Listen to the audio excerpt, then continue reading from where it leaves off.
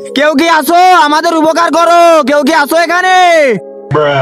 আরে এতগুলো জলপরিয়া জলপাড়া একসাথে, তোমরা পানির বাইরে কি করতেছো? তোমাদের তো পানির ভেতরে থাকার কথা। বাবা, যে সেটা ভাঙা রোদ, এই রোদের জন্য আমরা বাইরে চলে এসেছি, পানির ভিতরে থাকতে পারতেছি না, এই জন্য আমরা বাইরে এসেছি। আর যদি কিছু সময় বাইরে থাকি তাহলে তো আমরা মরে যাবো। তুমি আমাদের পানি একটু ঠান্ডা করে দাও। এত বড় নদীর পানি আমি কিভাবে ঠান্ডা করবো? হ্যাঁ, কিন্তু যদি বৃষ্টি হতো তাহলে আমাদের নদীর পানি ঠান্ডা হয়ে যেত। কিন্তু আমি বৃষ্টি হতে পারি কিভাবে? বৃষ্টি দেবতা,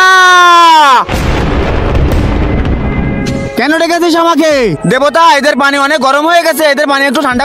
তার আগে মাকে তো আমরা সবাই ভালোবাসি। আজকে দেখি সেই মায়ের জন্য কে কে ভিডিওতে লাইক করে চ্যানেলটি সাবস্ক্রাইব করে দেয়। আসলে আমি দেখতে চাই তুমি মাকে কতটা ভালোবাসো, আর কমেন্ট অবশ্যই আই লাভ ইউ মা লিখে যাবে। দেবতা, বৃষ্টি হতে পারলে আমরা বেঁচে যাবো।